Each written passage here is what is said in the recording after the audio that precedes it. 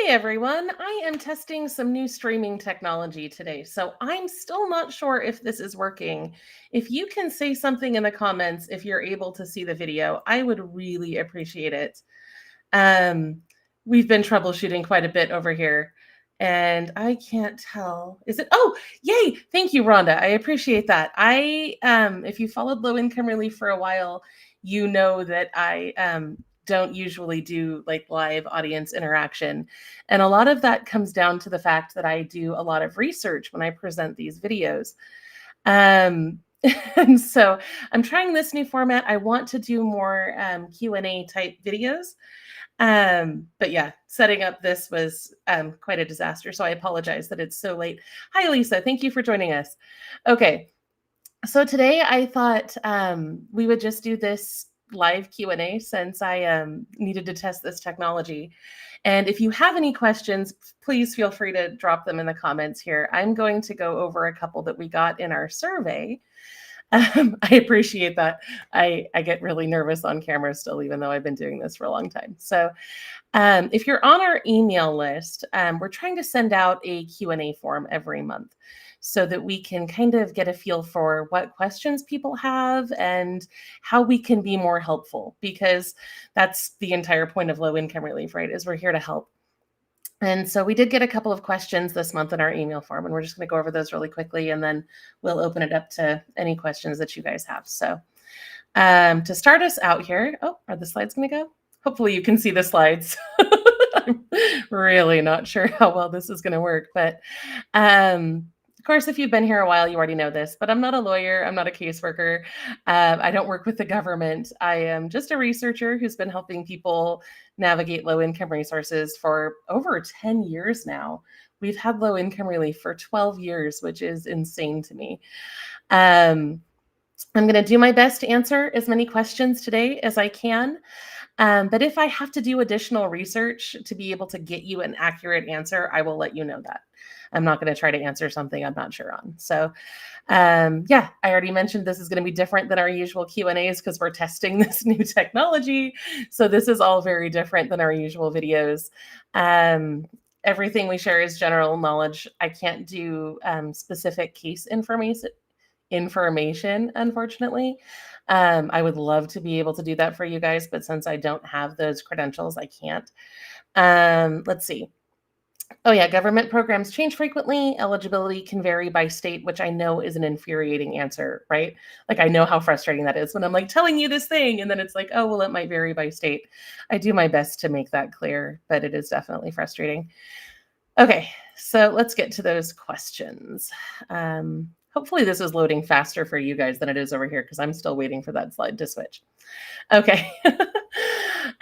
So someone asked us, they said, I'm getting so many ads, emails, messages, and videos about an extra Social Security payment, but they want me to take a survey first. Is this real? That's not real. Okay. If Social Security is going to give you an extra payment, they're going to send you a letter through snail mail for that. They're not going to target you with online ads.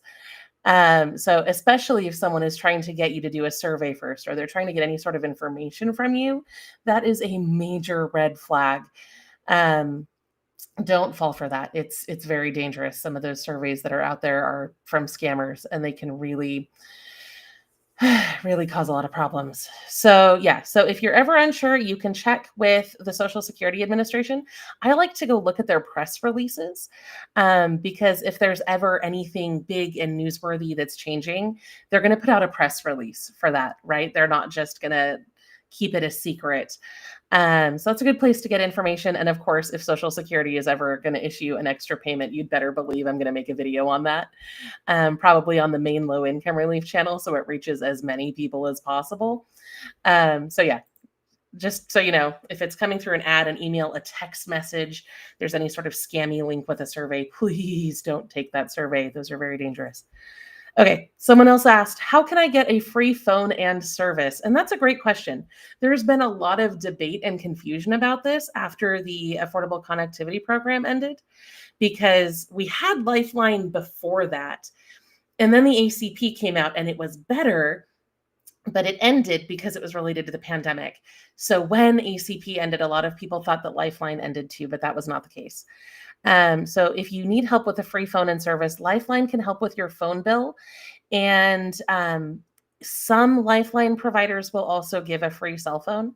In our list on our website, I've done my best to differentiate between the companies that just do the cell phone plans and those that do the phones. So if you go check out that link right there, lowincomerelief.com/cell, that'll take you to the list that I update. And I fact check that myself so I can verify that if it's in the text of that article, it's something that I approved. If it's an ad on the site, I don't have a lot of control over those. That's something we get asked a lot about. We do have third-party ads on the website. That's what helps pay me and our team for the work that we do. But if it's in the text of the article, then it's something that I verified. Oh, good. I'm seeing questions come in. I will get to those as soon as we're done with these slides. I appreciate your input. Okay, so what else do we got? Okay, do SNAP recipients qualify for low-cost car insurance? This is another great question because I know car insurance can be ridiculously expensive, right? My son recently got his driver's license this last year, and I just about died when I was quoted what our insurance would be with a young male driver in the house. So I totally understand needing to get some cost savings on that. So there is no nationwide car insurance program that is specifically for EBT. Yet. Hopefully there will be eventually. But I do know that some states offer low-income auto insurance programs. This is one of my favorite things I've ever found. So I know California does. I know New Jersey does. I know Hawaii used to. I think they still do. But I would have to do a little bit of research to confirm that. And those programs are going to vary by state, right? Those are state-specific programs. They all have different rules. I have information about that on the website. I've also heard from some people over the years that some insurance companies may offer you a discount if they know you're on those programs. I have never been able to confirm that, but it might be worth asking about just in case. I'm always a big fan of asking because the worst thing they can do is say no, right? But a lot of times you won't know what's available to you until you ask. And if you have a company that you want me to send them an email and ask, I can do that too. You just got to let me know who to bother. Okay. So can I use the LEAP program for my electric bill more than once a year? This is a great question. And this program goes by many names. So if you're not sure what LEAP is, you might know it as LIHEAP. You might know it as HEAP. There's all sorts of different local names for this program, but it's the Low Income Home Energy Assistance Program. Yeah. And it helps usually with your winter heating bills. They've started doing some summer cooling as well, depending on where you live. Some states have both, some only have one, some have multiple application periods throughout the year. It's really complicated. This website right down here, I don't know if you can see my mouse on screen. That would be cool to know if one of you wants to tell me if you can see me moving my mouse around. That link right there has a table with different information by state that makes it really easy to skim and see. So it's a pretty good resource if you're wondering about LIHEAP in your area. All right, what else do we got? How can I get help with eyeglasses for functionally blind people? This is a great question, and it's one that I've never been asked before. I did, I guess, naively not realize that there were that was a whole different tier of eyeglasses that were needed. So I obviously need to do a lot more research on this query. I tried to spend some time gathering resources before we started this live today. If I was in this situation, I would start with Medicare and Medicaid, right? Those are going to be probably your best options.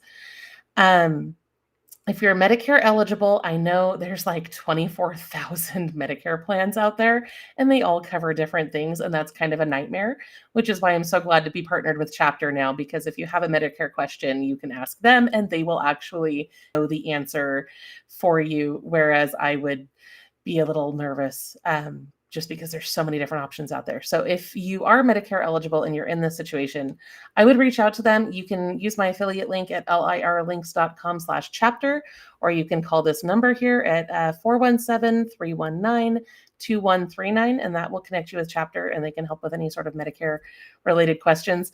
Incidentally, that's actually why we're testing this software today with this live stream in this format, is because I am going to have the opportunity to host a live Q&A with Ari Parker from Chapter on the main channel next week. And I did not want my first test of this software to be with a guest, since it obviously did not go well here at the start. Anyway, back to the question. If you need help with eyeglasses too, there are other organizations that may be able to help you. The Lions Club is usually really good about helping with glasses. And this organization, I know their name is a little off-putting, but New Eyes for the Needy has been a great resource for getting help with glasses too, not just for functionally blind people, but for low-income adults and kids in general. It's been a pretty great resource. So, and I will try to follow up on this with additional research as well. So let's see. I think we've got 2 slides left here. We've got, when will seniors get any help in Indiana? This one makes me smile, and there's nothing wrong with this question. We get asked hundreds of variations of this question almost every day, because no matter what state it is, people don't think that we cover it enough. And I totally get that, right? Like, you always want the information that's most relevant to you. And when I started low income relief, I actually thought that I was only going to be serving my home state, which is Washington state. But it very quickly got out of control. And now we cover all 50 states the best we can.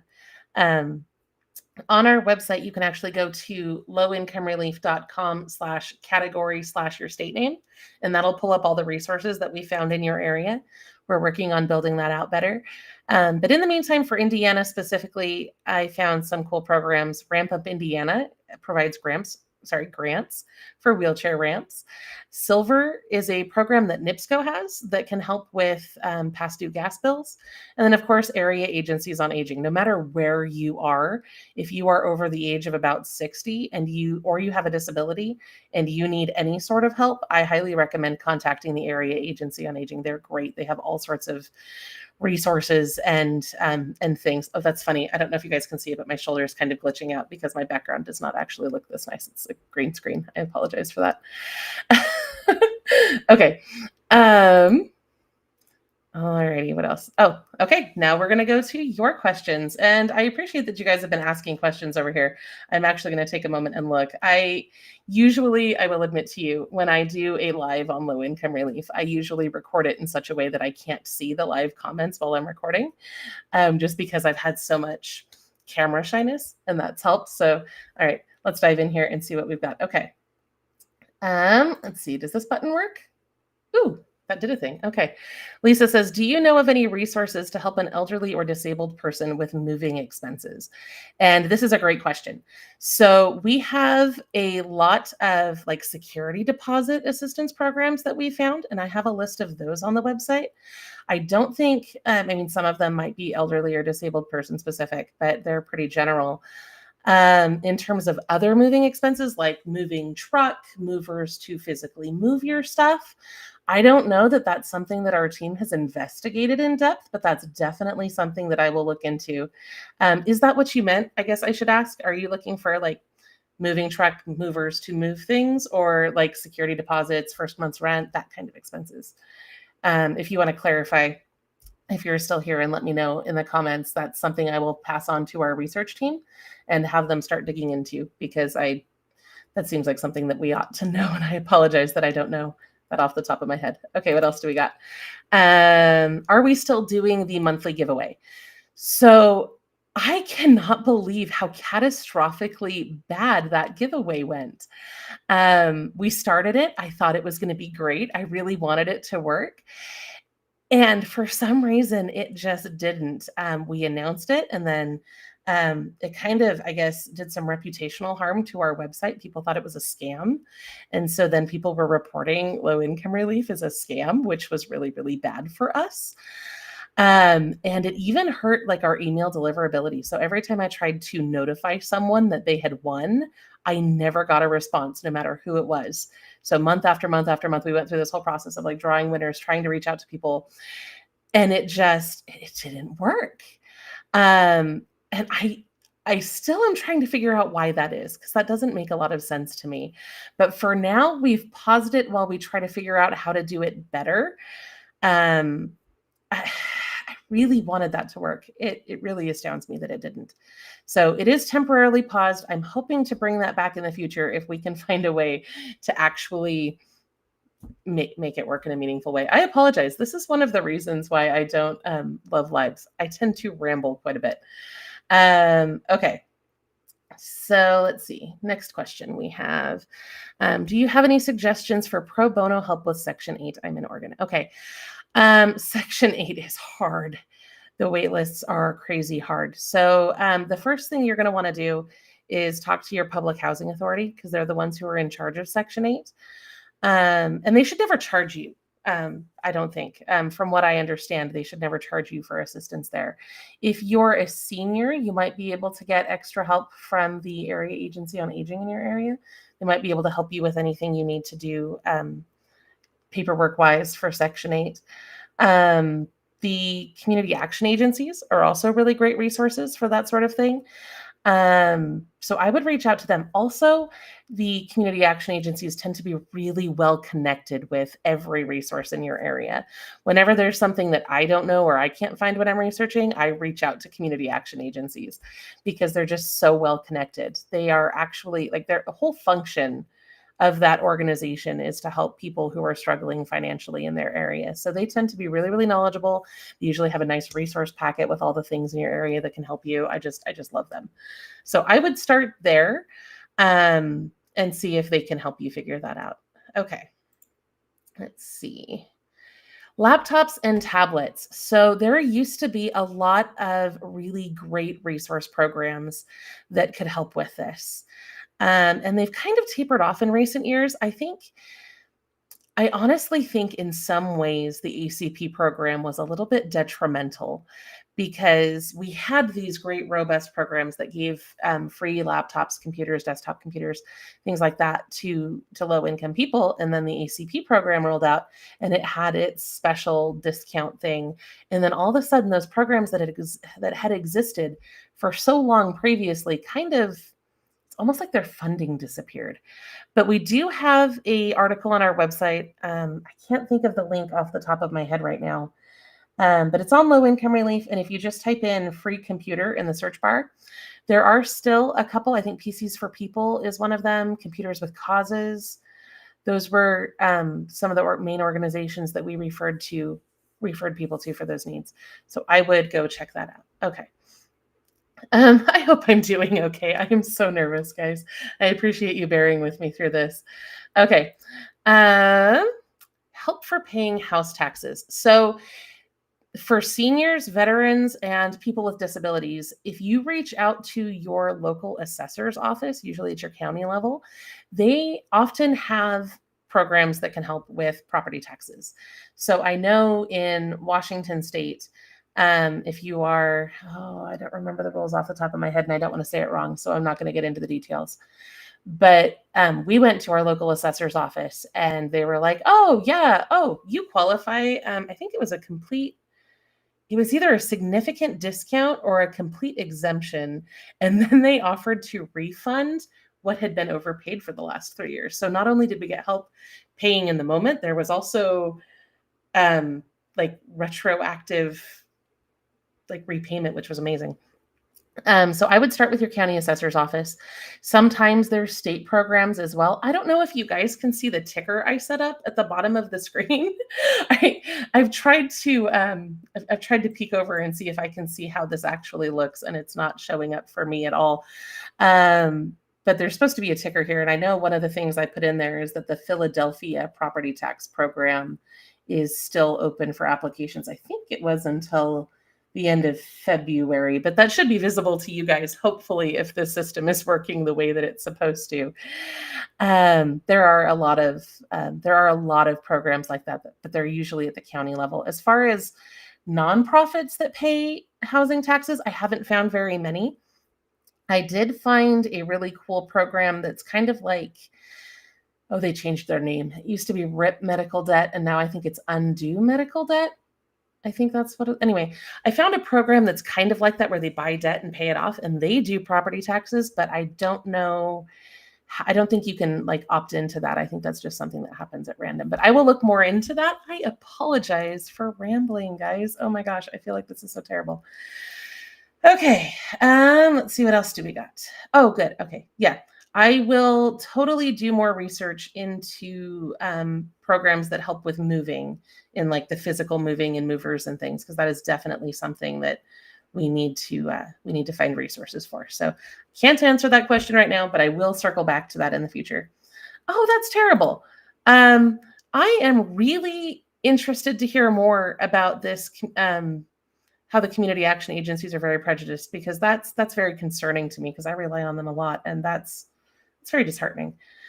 Okay. Let's see. Okay. I hear that a lot from people, that they have a hard time finding the resources that I am talking about. And